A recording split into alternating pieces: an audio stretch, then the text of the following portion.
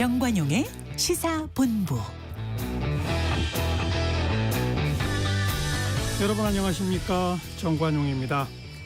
어제 국회 앞 여의도 일대에 대통령 퇴진을 외치는 수많은 인파들이 모여들면서 국회의사당역, 여의도역이 무정차 통과할 정도로 윤 대통령의 이 비상계엄 선포에 분노한 시민들의 목소리가 높았는데요. 하지만 국회에서는 김건희 특검법 재표결이 2표 차로 부결되고 이어진 대통령 탄핵 소추안은 안철수, 김혜지, 김상욱 의원을 제외한 모든 국민의힘 의원들이 불참하면서 정족수 미달로 무산되었습니다. 전 세계의 K-팝, K-컬처 등으로 문화 강국으로 이름을 떨치는 이 시대에 긴급 계엄 선포라는 그야말로 초유의 사태가 벌어지면서 전 세계의 눈이 우리나라를 향하고 있는데 왜 이 부끄러움은 국민들의 몫이 되어야만 하는지 대통령에게 또 정치권에게 묻지 않을 수가 없네요. 정관용의 시사본부 12월 8일 일요일 순서 시작합니다.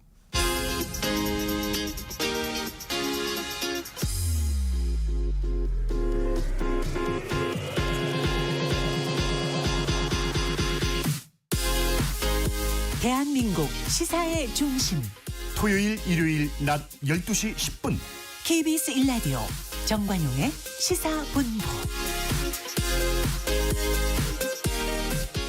한 주간 주요 뉴스 생생한 음성자료와 함께 정리해드리는 곽지연의 긴급 주간 뉴스 브리핑입니다. 곽지연 리포터 어서 오세요. 네, 안녕하세요. 자, 대통령의 비상계엄 선포부터 국회 계엄 해제 의결, 또 대통령의 해제 선언, 그리고 어제 탄핵 소추안 표결 불성립까지 한번 차례로 정리해보죠. 네, 먼저 12월 3일 밤이었죠. 10시 30분 정말 예고도 없이 대통령실 브리핑 룸에 나타난 윤석열 대통령은 비상계엄을 선포했습니다.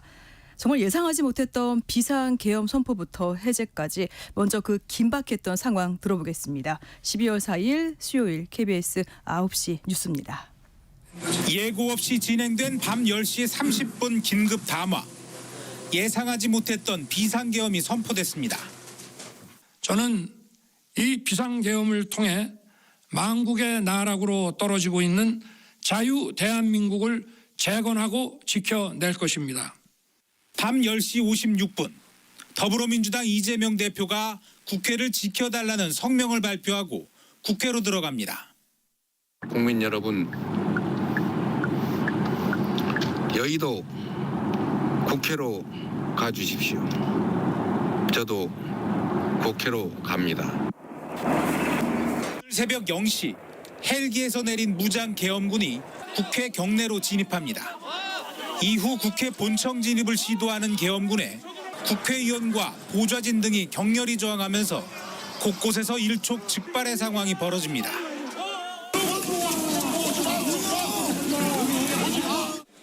새벽 0시 20분 한동훈 국민의힘 대표가 국회에 진입한 계엄군을 향해 반헌법적 계엄에 동조하거나 부역해선 안 된다고 경고하고 나섭니다. 지금 이 계엄령에 근거해서 군, 경이 공권력을 행사하는 것은 위법한 것입니다. 새벽 1시 가까스로 소집된 국회 본회의에서 비상계엄 해제 요구 결의안이 가결됩니다. 재석 190명에 찬성 190명, 참석자 만장일치였습니다. 국회의 의결에 따라 대통령은 즉시 비상계엄을 해제해야 합니다. 이제 비상계엄 선포는 무효입니다. 윤 대통령은 오늘 새벽 4시 30분쯤 계엄 해제를 선언했습니다. 윤 대통령의 비상계엄 선포부터 국회의 계엄 해제 요구 결의안 가결까지 걸린 시간은 고작 150여 분. 대한민국은 그 2시간 반 동안 역사에 기록될 정도로 크게 요동쳤습니다. KBS 뉴스 김성주입니다. 어제 윤석열 대통령은 대국민 담화를 통해 국민들에게 사과했죠? 네, 그렇습니다. 지난 4일 새벽 이 비상계엄 해제 의사를 직접 발표한 이후 사흘 넘게 침묵을 했었죠. 그러다가 어제 오전 10시에 국민들에게 사과했습니다. 그리고 향후 전국 안정 방안을 당에 일임하겠다, 이렇게 뜻을 밝혔습니다. 자세한 소식은 오늘 오전 7시에 보도된 KBS 특보로 들어보시죠. 이틀 전 한동훈 국민의힘 대표와 긴급 회동한 윤석열 대통령. 현재로서는 특별한 조치를 하지 않겠다는 뜻을 밝혔습니다. 하지만 탄핵안 표결을 앞두고 윤 대통령의 입장은 하루 만에 바뀌었습니다. 대국민 사과는 물론 임기 단축 가능성까지 시사했습니다. 국민 여러분, 저의 임기를 포함하여 앞으로의 전국 안정 방안은 우리 당에 일임하겠습니다. 여권에서 요구해온 임기 단축 개헌 등 질서 있는 퇴진을 수용할 수 있다는 의사를 밝힌 겁니다. 대통령실 고위 관계자는 비상계엄 사태에 대한 모든 책임을 지겠다는 것이라고 설명했습니다.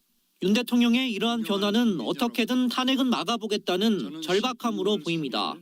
야당이 추진하는 탄핵안 가결에 필요한 의석수는 불과 8석. 여당에서 탄핵 찬성 목소리가 잇따르면서 여권 내부에서는 야당이 이대로 정권을 넘겨줄 수도 있다는 우려가 커졌습니다. 윤 대통령은 특히 우리 당이라는 표현을 사용하며 탈당에도 선을 그었습니다. 당정은 당장 오늘부터 윤 대통령의 임기와 향후 국정 운영 방식 등에 대해 협의할 것으로 보입니다. KBS 뉴스 이현준입니다.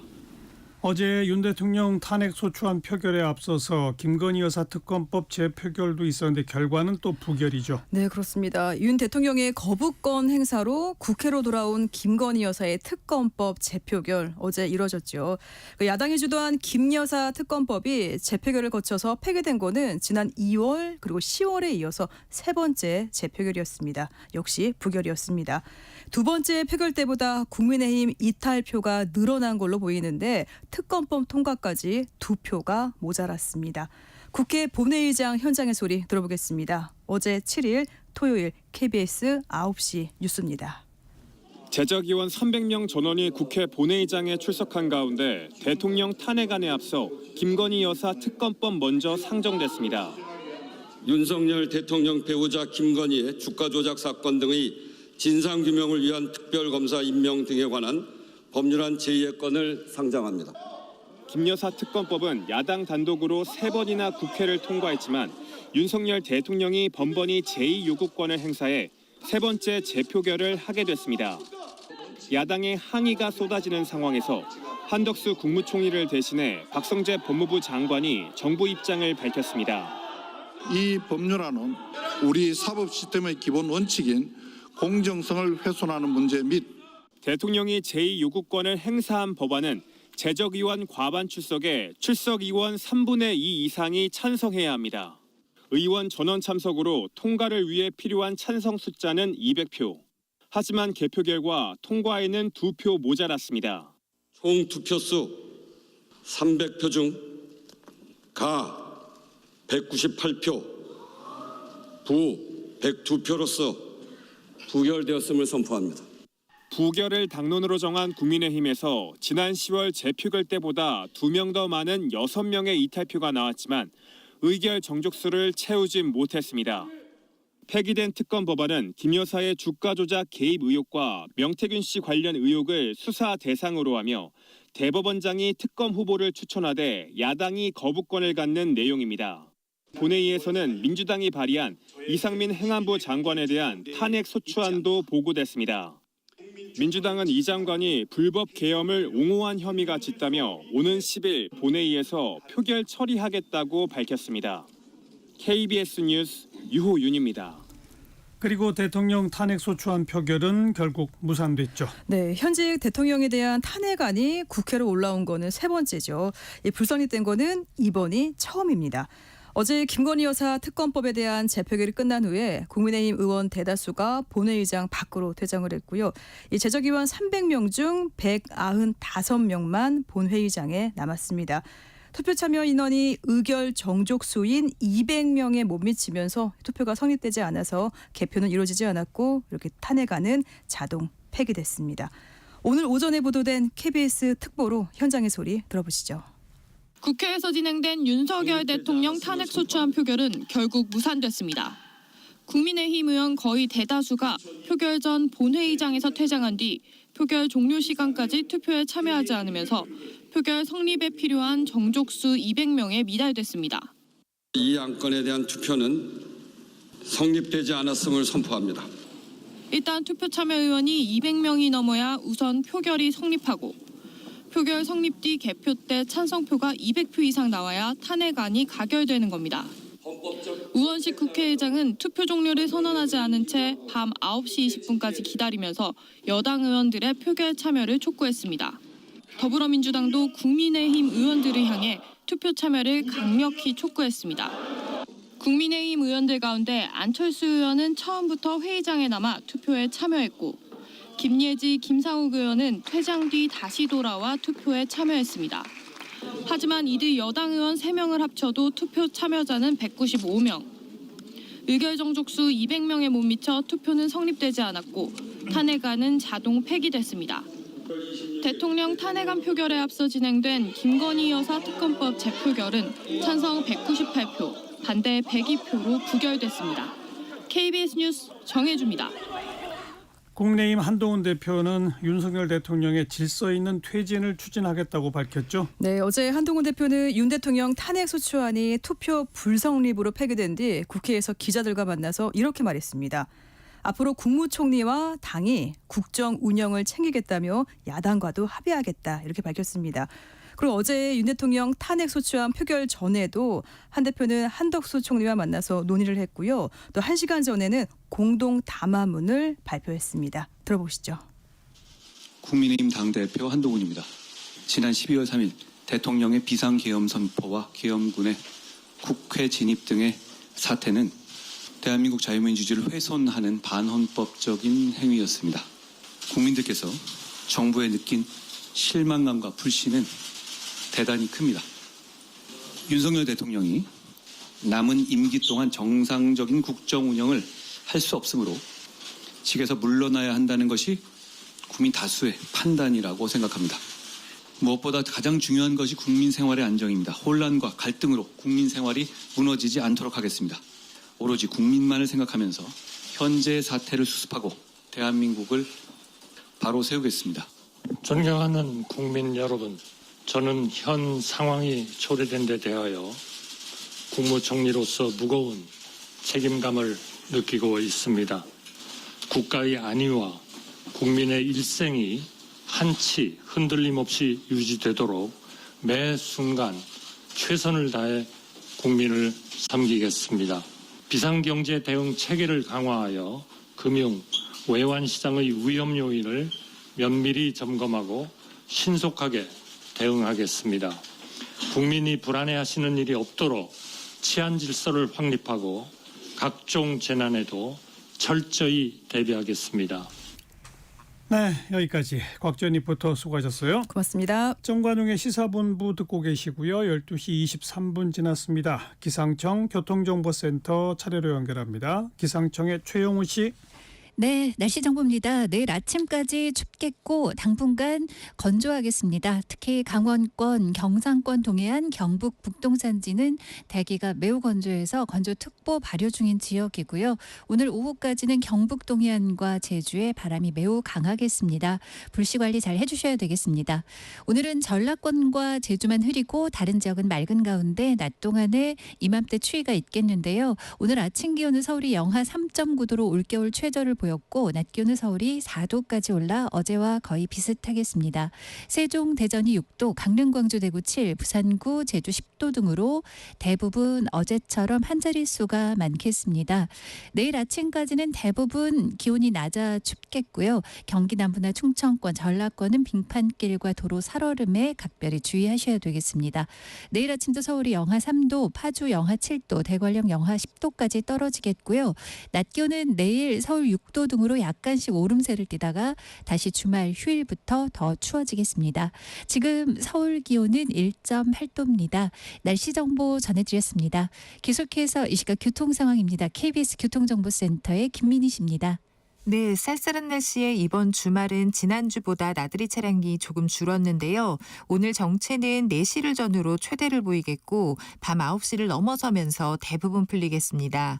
점심시간에 접어들면서 오전 동안 늘었던 정체는 조금 주춤해졌습니다. 경부고속도로 서울 방면 정체는 모두 25km 구간인데요. 회덕분기점에서 신탄진 사이와 옥산에서 청주 휴게소 부근, 다시 천안 일대와 수원 부근에서 정체되고 서울요금 휴게소 부근에서는 사고가 나면서 2차로가 막혀 있습니다. 부근으로 정체 시작됐습니다. 이후로는 달래내고개부터 반포 사이로 정체입니다. 중부고속도로 하남 쪽으로는 서청주 부근으로 정체 시작됐고요. 중부 내륙고속도로 양평 쪽으로는 충주분기점 부근에서 더디게 지납니다. 그 밖에 영동고속도로 인천 쪽으로 신갈분기점 부근 2차로에서는 장애물을 처리하고 있습니다. KBS 교통정보센터였습니다.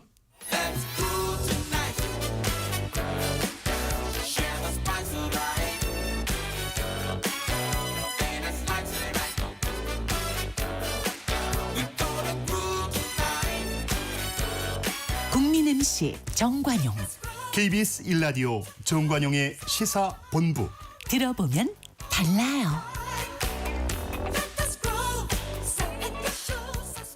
네, 국제뉴스 정리하는 움직이는 세계 서울신문의 송현석 기자 안녕하세요.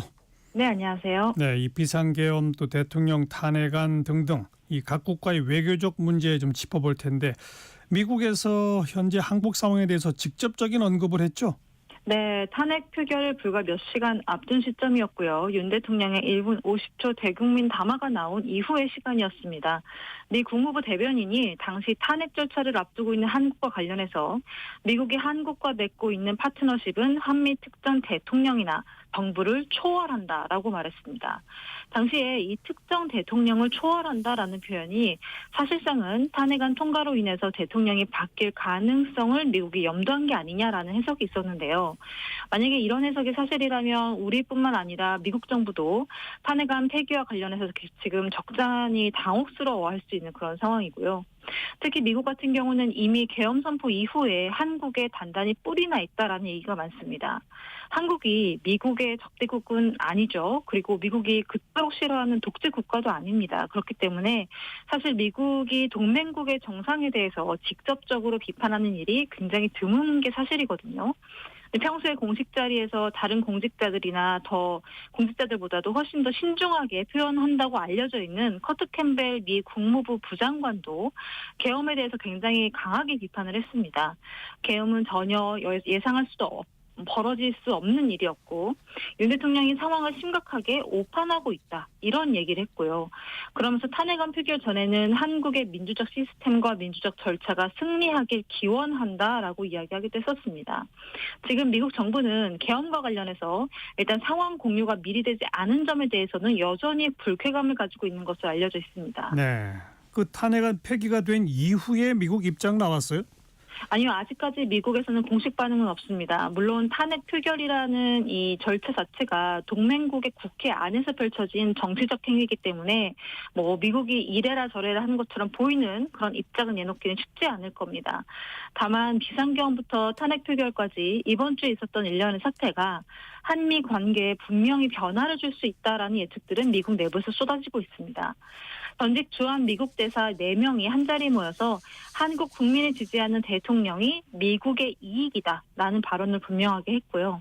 특히 해리 해리스 전 대사는 이번 사태가 한미의 삼각 공존은 물론이고 향후 한일 관계에도 부정적인 영향을 줄 수 있다라고 전망하기도 했습니다. 네, 일본 얘기 나왔으니 일본 쪽 반응은 어떻습니까? 네, 사실 개인적으로는 이번 사태에서 가장 놀랐을 국가 중에 하나가 일본이라고 생각합니다. 바로 옆 나라에서 그것도 K-팝을 포함해서 굉장히 여러 영역에서 빠르게 일본을 앞서 나가던 한국이라는 나라에서 이런 일이 벌어졌다는 게 굉장히 놀라웠을 것 같은데요. 물론 이시바 시게루 일본 총리는 다른 나라 내정에 대해서 이것저것 말할 입장은 아니지만 특별하고 중대한 관심을 가지고 있다라고 말했고요. 일본 정부 일부에서는 이번 사태가 한일 관계 개선 흐름에도 영향을 줄 거라고 우려하고 있습니다.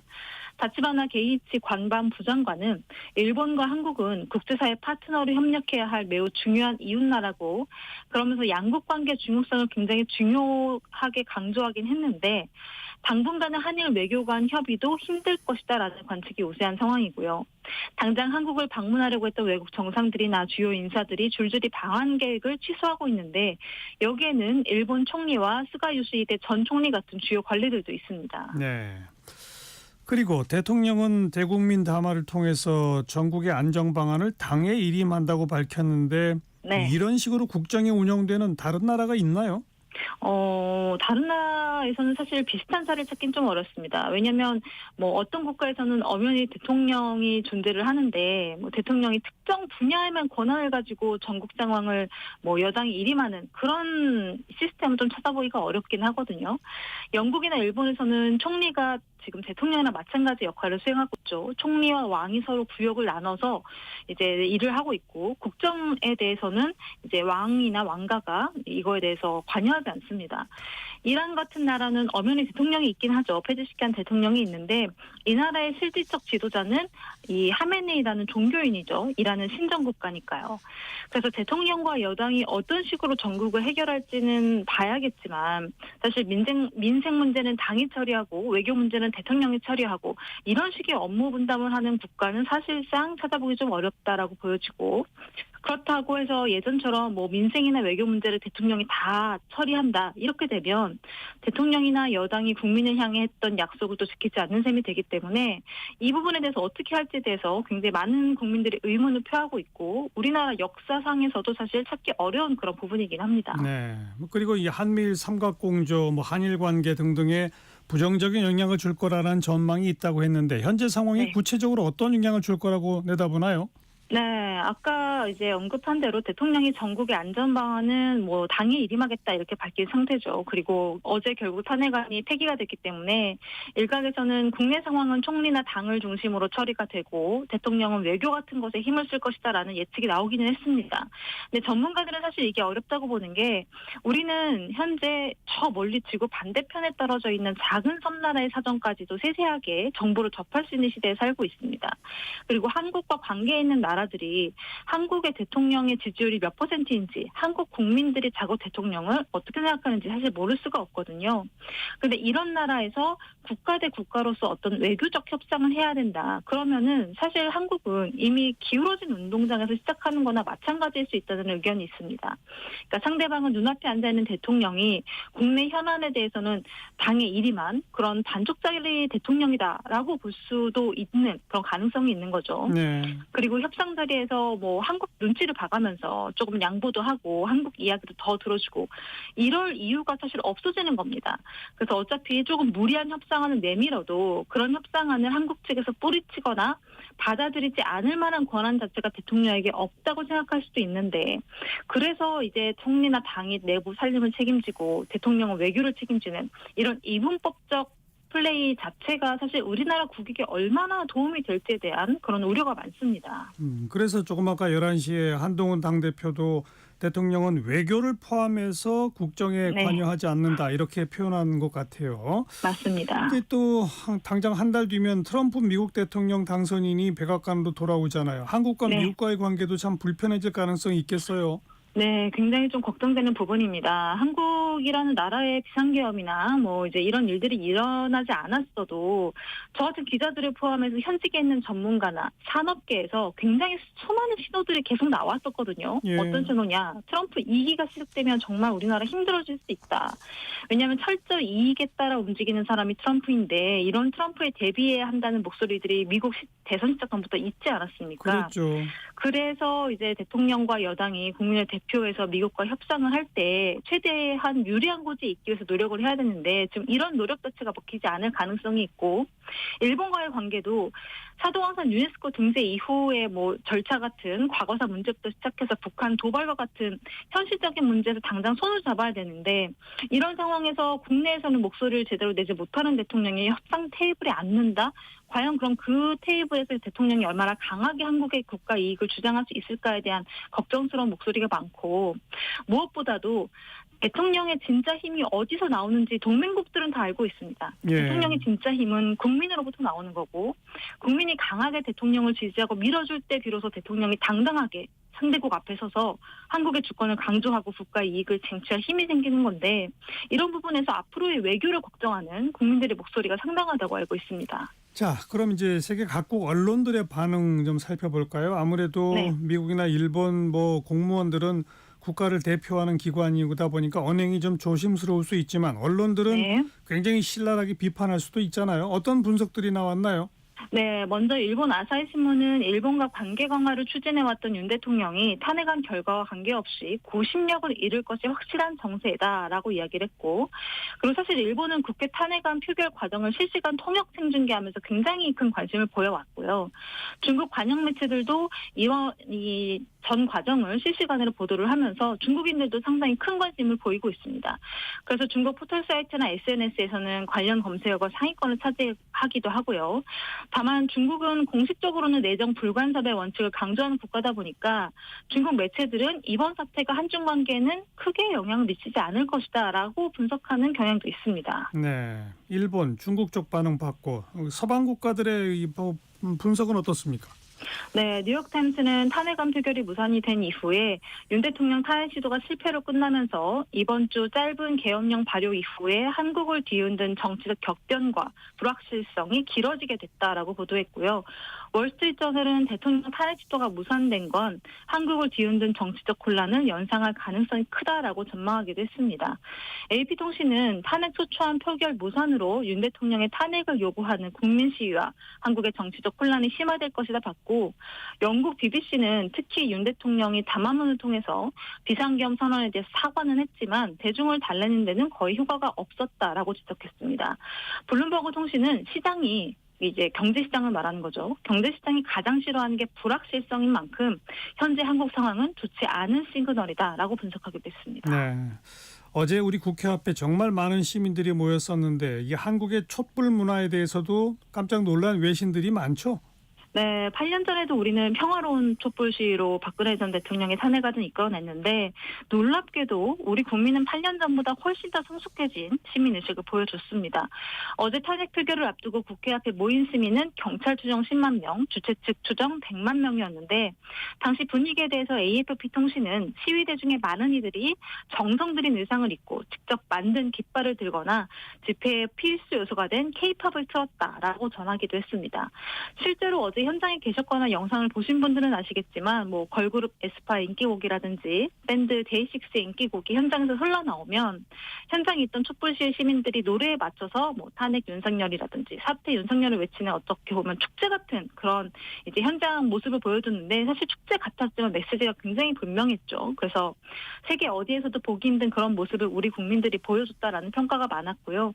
뉴욕타임스도 국회 앞에 시위가 최대 규모로 예고했는데 축제와 같은 분위기에서 시작이 됐다라고 전하면서 2살짜리 아이를 유모차에 태우고 집회에 나온 이제 한국 어머니의 인터뷰를 또 전하기도 했습니다.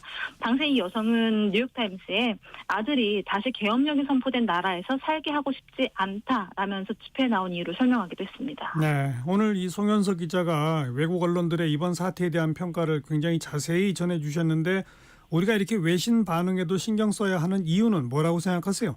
네, 일단 첫 번째는 지금 우리 국민들은 당장 눈앞에 있는 이 상황을 해결하기 위해서 어떻게든 힘을 좀 보태려고 하는 상황이다 보니까 외부에서 우리를 어떻게 보는지를 좀 미처 챙기지 못할 수도 있어요. 근데 외국 언론은 우리 국민을 이렇게 바라보고 있다. 그리고 한국 시민의식과 민주주의 의식을 굉장히 높게 평가하고 있다. 심지어 8년 전보다 더 성장했다는 거에 놀라고 있다. 이런 것들을 우리 국민들이 알고 있어야 앞으로도 더 나은 대한민국을 위한 목소리를 낼 때 좀 힘이 나지 않을까라고 생각이 들고요. 예. 전 세계가 우리를 지켜보고 있고 마음으로 응원해주고 있다라는 자체만으로도 저는 큰 힘이 될 거라고 생각을 하고 개인적으로 기자로서 5.18 광주 민주화운동 때 목숨 걸고 광주의 상황을 세계에 알려줬던 독일 기자 윌겐 힌스펙터가 많이 떠오르는데 다행히도 지금은 기술의 발달이나 시민의식 성장을 통해서 모든 시민의 역사를 기록할 수 있는 사관이자 증인이 됐습니다. 그래서 대한민국의 상황을 세계에 알릴 수 있게 됐고 외신의 반응은 이렇게 열심히 우리 상황을 알리고 있는 우리 국민들에게 주는 일종의 답변이라고 생각을 하거든요. 예. 그래서 기자로서 어떤 정치적 견해를 떠나서 앞으로도 외국의 반응을 좀 빠르고 자세히 전해드리고 싶은 그런 마음이 큽니다. 예. 마지막으로 지금 취소되고 있는 외교 일정들이 많죠? 맞습니다. 스웨덴 총리는 외교장관, 국방장관과 함께 원래 5일에 이제 방한을 할 예정이었는데 연기가 됐고, 아까 말씀드린 스가 요시데 전 일본 총리 방한도 취소가 됐고요. 이시바 시게루 일본 총리도 내년 1월 초에 방한할 예정이었는데 이것도 영향을 받을 것으로 보입니다. 그리고 한미 국방 당국이 당초 이틀간 미국 워싱턴에서 열기로 했던 한미 협의 그룹도 지금 무기한 미뤄진 상태고요. 여행업계도 타격을 지금 피하지 못하고 있고, 한 중동적 여행사는 계엄령 발표 이후에 사우디아라비아 왕자를 포함한 VIP 단체 일정이 모두 취소됐다고 밝혔습니다. 네. 지금까지 서울신문의 송현석 기자, 고맙습니다. 감사합니다.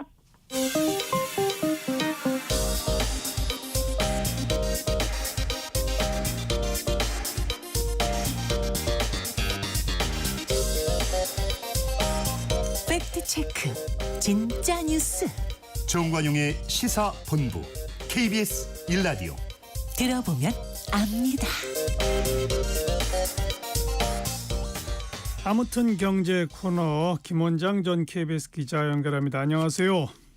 네, 안녕하세요. 자, 이 계엄령 이후의 정치 상황, 우리 경제에 미치는 부정적인 영향이 아주 상당히 크죠.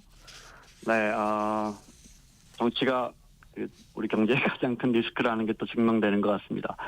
경제는 아시는 것처럼 생산과 소비, 투자인데 요 세 가지가 다 이 불확실한 거 매우 싫어합니다. 나쁜 일이 어떤 경제에서는 확정되는 것보다 뭐가 결정 안 되고 있는 거 되게 싫어합니다.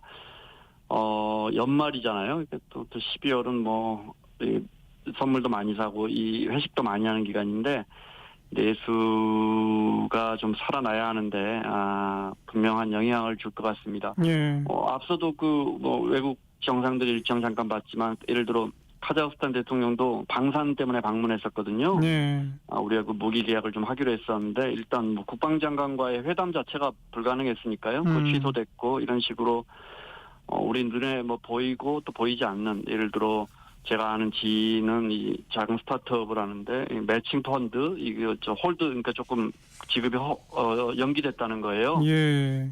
예, 그럼 지금 다 불확실하니까 조금만 지켜보고 하자 이런 거죠. 예, 또 아파트 분양 같은 것도 미뤄지는 데가 좀 있고 그렇습니다. 네. 근데 이 뭐 계엄 사태 있기 이전부터 이미 IMF에 이어서 OECD까지 내년도 한국 성장률 전망치를 낮추고 있었잖아요. 네, 그건 한국은행도 낮춰버렸으니까. 그런데 지난주 초에 나왔던 계엄 선포 전에 나왔던 OECD, IMF에 의해서 OECD도 내년 우리 성장률을 조금 낮췄습니다. 2.2에서 2.1로 낮춰 잡았는데 요거 좀 자세히 들여다보면요. 그러면 이게 이제 넉 달 만에 나오는 거 아닙니까? 9월에 전망하고 다시 12월에 전망하는데 내년 전망을. 그러면 그 9월 전망 때보다 내년 성장률이 낮아진 나라가 있을까 보면 미국, 일본, 호주, 캐나다, 영국, 심지어 중국까지 성장률이 9월 전망 때보다 IMF의 9월 전망 때보다 조금씩 높아졌습니다. 중국은 0.2%포인트 높아졌는데 아하. 유독 우리하고 독일만 깎였습니다. 그나마 이게 지금 계엄령 변수가 포함 안 된 겁니다. 네. 네. 그래서 아침에 앞서 외신 보셨지만 저는 주로 경제기사 아침에 외신을 좀 뒤져봤는데 가장 많이 둔화된 대표적인 나라 중 하나가 한국이다 이렇게 표현하면서 이제 이번 계엄령 그 영향을 받고요. 포브스는 도쿄 특파원이 기사를 세게 썼는데 대통령이 직접 코리아 디스카운트가 옳다고 입증했다. 네, 한국이 글로벌 프라임 타임에 준비가 안 됐다는 것을 스스로 증명했다. 그 비싼 값, 그러니까 하이 프라이스를 5.100만 인구의 한국인들이 앞으로 분할해서 지급해야 할 것이다. 이렇게 됐고요. 하나만 더 보면요. 알자지라의 분석을 보면요. 2006년도 쿠데타 이후에 정치적 혼란이 경제적 역기능으로 이어지고 있는 태국처럼 될 가능성이 있다. 하하. 이렇게 썼고 경제 강국 한국의 위상이 영원히 보장받는 것은 아니다. 이렇게 따끔하게 비판했습니다. 네. 아직까지는 뭐 본격적인 대외 신인도 하락으로까지 이어지지는 않았죠? 네. 단기적으로는 뭐 큰 변동성이 없고요. 또 뭐 우리 잘 조절하면 막아내야죠. 그 스탠다드 앤 푸어스는 그러니까 아주 예상 못했던 very unexpected 사건이라고 하면서도 단기적으로는 큰 영향이 없을 거다 이렇게 반영했고 무디스하고 피치는 신용도에 한국이 리스크가 장기화되면 신용도의 하방 압력이 신용도 떨어질 압력이 커질 거다 이렇게 조금 엇갈리긴 했는데요. 예. 일단은 뭐 큰 당장에 뭘 할 것 같지는 않습니다. 3대 신용평가사가요. 대신도 이거 조금이라도 떨어지면 아시다시피 외국인들이 요즘 다 기계적으로 하거든요. 다 컴퓨터가 합니다. 그렇죠. 외국인들이 우리 주식이나 채권 사들이는 그 바구니를 그 바스켓을 줄여버립니다. 자동으로. 예. 그러면 얼마나 지금도 우리 주가가 안 좋고 그러는데 그렇게 되면 우리 채권 덜 사면 채권 이자율이 오를 것이고 채권 이자는 올라가면 그 비용 다 세금으로 메꿔야 되고 기업 채권 이자는 올라가면 기업의 자금 조달 비용도 올라가는 것이고 뭐 그러니까요. 아직까지 큰 적은 없습니다.